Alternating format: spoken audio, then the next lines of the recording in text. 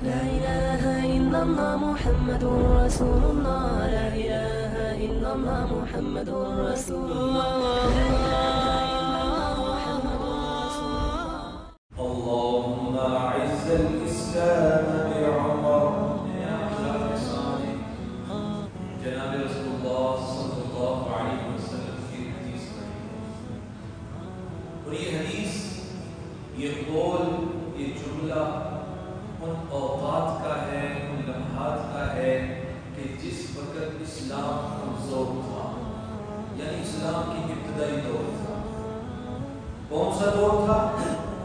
کہ جس میں حضرت بلال کو تپتی ریت پر زرہ پہنا کر لٹایا جاتا تھا اور اوباش بچوں کے حوالے کر دیا جاتا تھا۔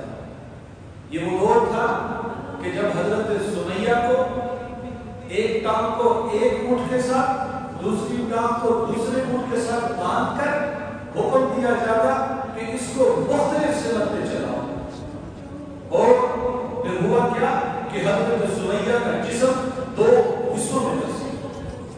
یہ وہ دور تھا کہ جس نے صحابہ پر ہر قسم کی تکالیف اٹھائی۔ ان کے آقا، ان کے مالک یہ کہا کرتے تھے کہ آج تو میں تھک گیا ہوں، تجھے مار مار کے تھک گیا ہوں، کل دوبارہ تجھے لوں۔ یہ وہ دور تھا۔ اس دور میں میرے اور آپ کے آقا رحمت دو عالم، جامع دو عالم، امام الانبیاء کیا فرمائے؟ اللہم اعز الاسلام بعمر۔ یہ وہ دور تھا کہ میرے حبیب دعا مانگ رہے ہیں، کہاں؟ مسجد حرم کے صحن میں، بیت اللہ سامنے، رات کا پہر ہے اور میرے اللہ کے سامنے میرے حبیب کیا فرما رہے ہیں؟ یا اللہ، عمر کے ذریعے اسلام کو عزت عطا فرما۔ عمر کے ذریعے کیا؟ کہ اسلام کو عزت عطا فرما۔ اب اللہ کا نظام چلتا ہے، نظام قدرت چلتا ہے، اور کیا خوب چلتا ہے، اور کہاں سے چلتا ہے؟ اندازہ لگائیں۔ دارالندوا میں میٹنگ ہو رہی ہے۔ کیا میٹنگ ہو رہی ہے؟ کہ محمد کی وجہ سے بہت سارے لوگ ہمارے دین سے ہٹ گئے، محمد کا آخری فیصلہ کرنا ہوگا۔ کیا فیصلہ کرنا ہوگا؟ محمد کو قتل کیا جائے گا، نعوذ باللہ من ذالک۔ کھڑے ہونے والی شخصیت کون ہے؟ لوگوں کے دلوں میں آ سکتا تھا کہ عمر پہلے بھی دین کی طرف کچھ نہ کچھ راغب تھے۔ نہیں بھائی، بتایا جا رہا ہے کس گھاٹی سے اللہ رب العزت حضرت عمر کو لے کر آ رہے ہیں، کس وادی سے حضرت عمر کو لے کے آ رہے ہیں کہ حضرت عمر کھڑے ہوتے ہیں، یہ کام میں کروں گا۔ کھڑے ہوتے ہیں اور تلوار جو ہے نا ہاتھ میں لیتے ہیں، اور جناب رسول اللہ صلی اللہ علیہ وسلم کی طرف، دار حرم کی طرف جانا شروع کرتے ہیں۔ راستے میں حضرت نعیم بن عبداللہ ملتے ہیں، وہ حضرت عمر کے تیور دیکھتے ہیں تو کہتے ہیں عمر تیرے حالات ٹھیک نہیں لگے، کہاں جا رہا ہے؟ علی میں محمد کا کام تمام کرنے جا رہا ہوں، نعوذ باللہ من ذالک۔ تو کہا جا پہلے گھر کی خبر لے، تیری بہن بھی مسلمان ہو چکی ہے، تیرا بھائی بھی مسلمان ہو چکا ہے، جا پہلے گھر کی خبر لے۔ عمر جو میرے گھر میں میری بہن میرا بہن مسلمان ہو چکے، وہاں سے پھرتے ہیں، اپنی بہن کے گھر جاتے ہیں اور اندر سے قرآن پڑھنے کی آواز آتی ہے۔ اب اندر جاتے ہیں، پوچھتے ہیں کیا کر رہے تھے؟ خاموش۔ بہنوں کو پکڑتے ہیں، کوٹنا شروع کرتے ہیں، مارتے بہن آتی ہے چھڑانے کے لیے، بہن کو پکڑتے ہیں، بہن کو مارنا شروع کرتے ہیں، اتنا مارتے ہیں کہ بہن خون سے جو ہے نا تر ہو جاتی ہے، جسم خون سے بھر جاتا ہے۔ تو بہن کہتی ہے عمر، جس خطاب کا بیٹا تو ہے، اسی خطاب کی بیٹی میں بھی ہوں، دین جو ایک دفعہ دل میں اتر چکا ہے، اب یہ یہاں سے واپس نہیں آ سکتا، یہ یہاں سے نکل نہیں سکتا۔ کوئی الفاظ ایسے لگتے ہیں، کہتے ہیں ہاں بتاؤ کیا پڑھ رہے تھے؟ ان کے سامنے قرآن رکھا جاتا ہے، وہ قرآن پڑھتے ہیں، کہتے ہیں میں نے مسلمان ہونا ہے۔ رسول اللہ صلی اللہ علیہ وسلم کی طرف جاتے ہیں اور رسول اللہ صلی اللہ علیہ وسلم دار ارقم میں بیٹھے ہیں، صحابہ دیکھتے عمر آ رہے ہیں، اور ابھی تک کسی کو پتہ نہیں کہ اس عمر کے حالات کی زندگی بدل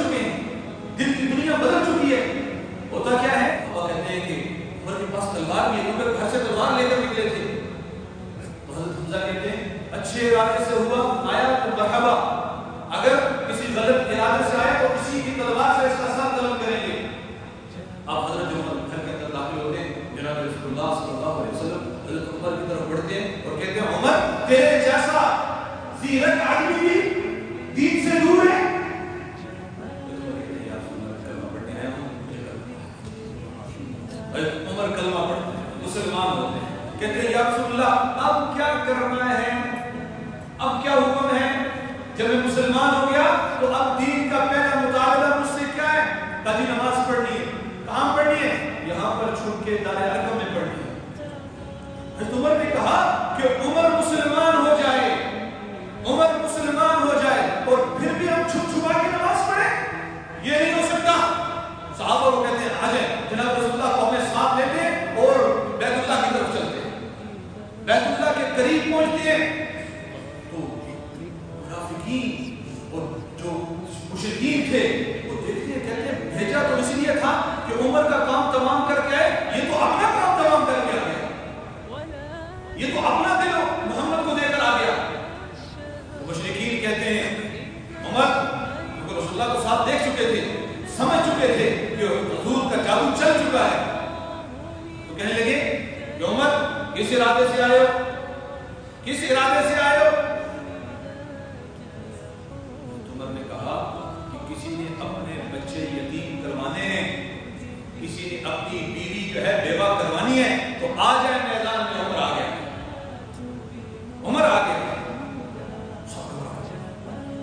جناب رسول اللہ حضرت صلی اللہ علیہ وسلم کس شان کے ساتھ حضرت عمر اسلام کفر کی انتہا دیکھیں، یہ کہتے ہیں کہ میں محمد کا کام تمام کرنے جا رہا ہوں،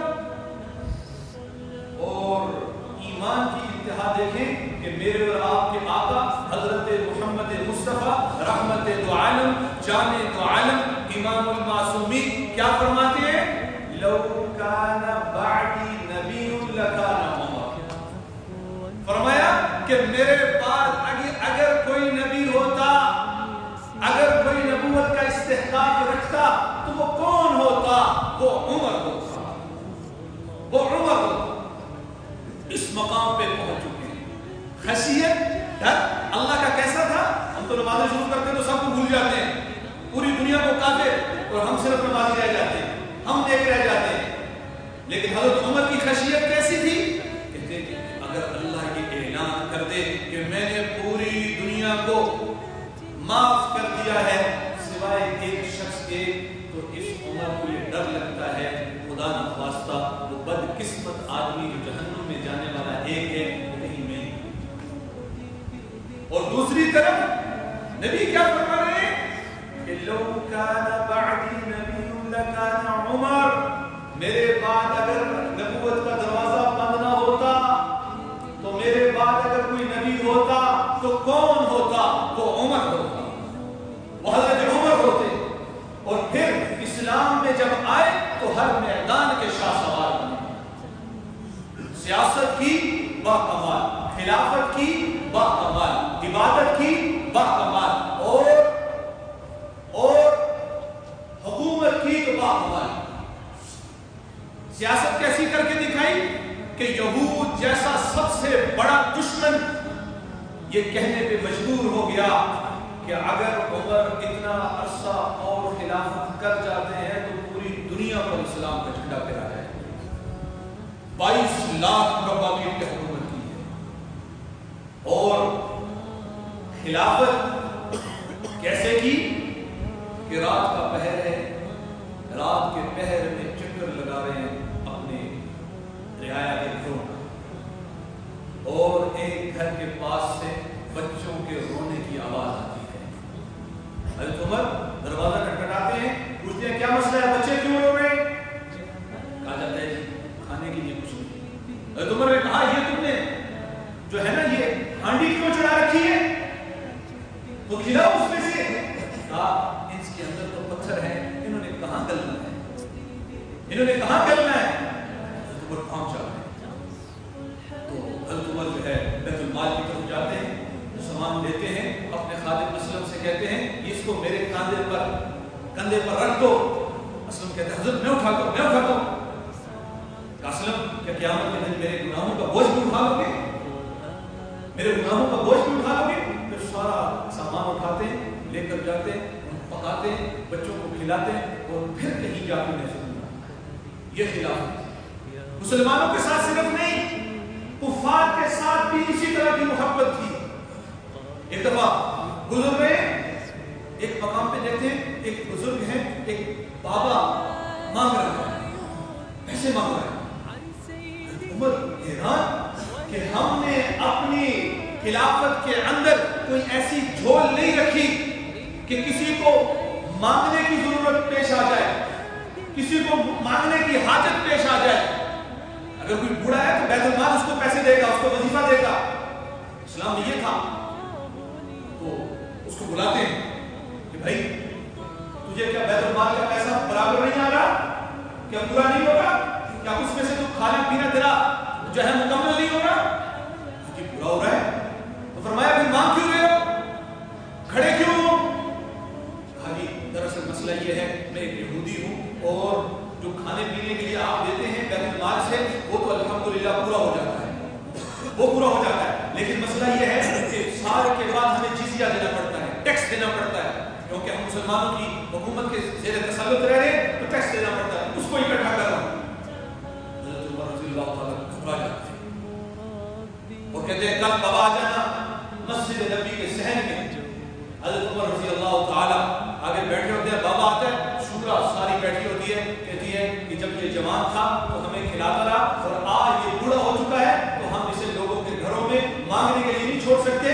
اور پھر اس دن حکم جاری کر دیا کہ آج کے بعد کس کے لیے؟ یہودی کے لیے، کہا آج کے بعد جو شخص کمانے کی استطاعت نہیں رکھتا اس کے اوپر کسی قسم کا جزیہ نہیں، اس کے اوپر کسی قسم کا ٹیکس نہیں، کسی قسم کا ٹیکس نہیں۔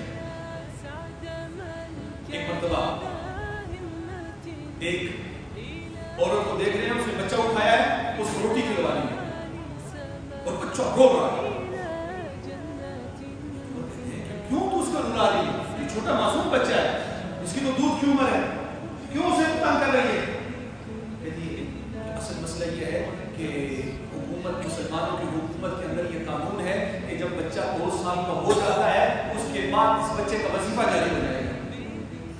میں اس لیے روٹی کھلا رہی ہوں کہ تاکہ کل جب قاضی کے پاس لے کے جاؤں تو جب یہ روٹی کھا رہا ہوگا تو یہ اس بات کی دلیل ہوگی کہ آج اس کی عمر 2 سال پوری ہو چکی ہے، تو اسی لیے روٹی کھلا رہی ہوں۔ اور حضرت عمر اپنی ذات کی طرف متوجہ ہوتے ہیں، کہتے ہیں عمر تو نے نہ جانے کتنے بچوں کو رلایا، کتنے بچوں کو رلایا۔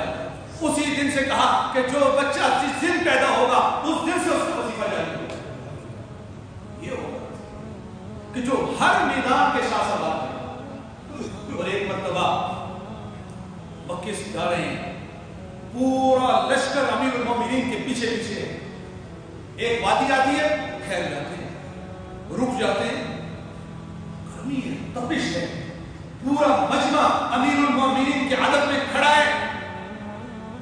حضرت عمر فاروق رضی اللہ تعالیٰ گھاٹی کو دیکھ رہے ہیں، بھابھی کو دیکھ رہے ہیں۔ ایک خادم آگے آتے ہیں، اے امیر المومنین کوئی حکم ہے، کوئی گزارش ہے، کوئی کام ہے، ہم خادم حاضر ہیں، ابھی پوری کریں گے، حکم دیجیے۔ عمر کہتے ہیں کوئی خدمت تو نہیں ہے، بس مجھے اپنے لڑکپن کا، بچپن کا ایک واقعہ یاد آ گیا، اپنے بچپن کا ایک واقعہ یاد آ گیا۔ کہا امیر المومنین کون سا واقعہ یاد آ گیا کہ جس نے آپ کو اس وادی میں کھڑے ہونے پر مجبور کر دیا؟ کہا جی کہ جب میں چھوٹی عمر کا تھا تو میں اس وادی میں اونٹ چرانے آتا تھا، اونٹ چرانے، اور ہوتا کیا تھا کہ جب شام ہوتی تو اپنے اونٹوں کو خالی پیٹ کھانے کے جاتا تھا، یعنی کہ مجھے اونٹ چرانے کا سلیقہ کوئی نہیں آتا تھا، مجھے پتا نہیں تھا اونٹوں کو کیسے چرایا جاتا ہے۔ اس کا اکثر دیہات سے وابستہ لوگ ہیں، دیہاتوں میں کیا ہوتا ہے بچوں کو بھی جانور دے دیے جاتے ہیں تو شام کو بکری چرا کے لے آتے ہیں، مویشی چرا کے لے آتے ہیں، لیکن حضرت عمر کہتے ہیں مجھے جانور چلانے کا سلیقہ نہیں آتا تھا، اور شام کو جب گھر پہنچتا تھا تو والد خطاب کہتا تھا عمر تو اپنی زندگی میں کیا کرے گا، مجھے تو اونٹ بھی چلانے نہیں آتے۔ عمر فرماتے ہیں کہ میں اپنے اس دور کو یاد کرتا ہوں کہ جس عمر کو اونٹ چلانے نہیں آتے تھے، آج اس قرآن کی بدولت، اس اسلام کی بدولت اللہ نے مجھے مسلمان کا امیر المومنین بنایا۔ بات کیا تھی کہ نہ کیسے وہ کس طرح سے دبے، چند وہ لوگ کہ اونٹوں کے چرانے والے جن کو ہوتا تھا کافور پہ نمک کا دھوکا، بن گئے دنیا کی تقدیر بدلنے والے۔ کیسے اسلام نے ان کی زندگیوں کو بدلا ہے، اول کیا تھا بعد میں کیسے ہو گئے، کیسے اسلام نے انہیں دنیا میں بھی عزتیں دی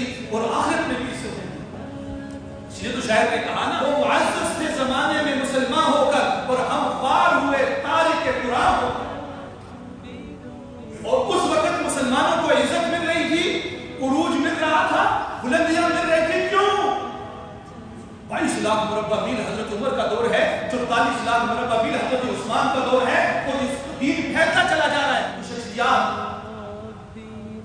دین کی عزت دی. آج قرآن ہمارے پاس ہے, وہ عزت نہیں, وہ رفعت نہیں, وہ مقام نہیں. کیوں؟ وجہ کیا ہے؟ بھائی ہم تاریخ قرآن, ہم نے قرآن کو ترک کیا ہے, قرآن کو بلایا ہے, قرآن کو چھوڑا ہے.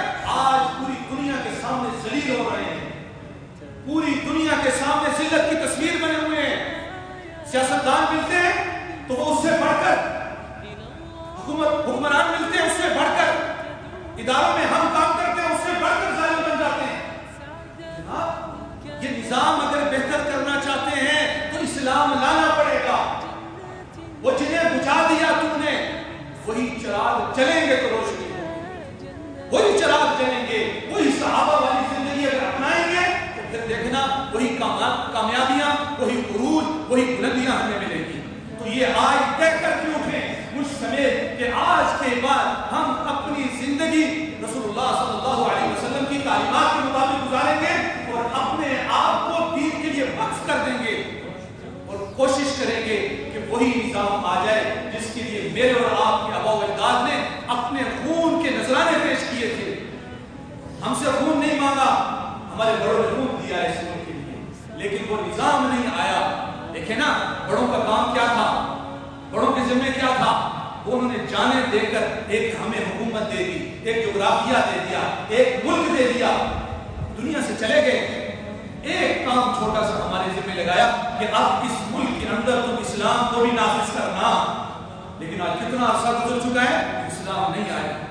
اور صرف اسلام نہ آنا نہیں, ساتھ ہی ساتھ ہم پورے اقوام عالم کے سامنے ذلیل بھی ہو رہے ہیں, رسوا بھی ہو رہے ہیں. آج سے طے کریں کہ آج سے ہم اسلام کے مطابق زندگی گزاریں گے. اور میں کوشش کروں, ہر بندہ یہ سوچے اپنی ذات کی طرف, میں کروں گا تو دین آئے گا, میں کروں گا تو دین آئے گا. ہر بندہ کوشش کرے اور یاد رکھیے گا جب ایک چراغ جلتا ہے تو وہ لاکھوں کو جلانے کی صلاحیت رکھتا ہے. اللہ سے دعا ہے کہ جو کہا جو سنا اس پر عمل کرنے کی توفیق عطا فرمائے. لا إله إلا الله محمد رسول الله. لا إله إلا الله.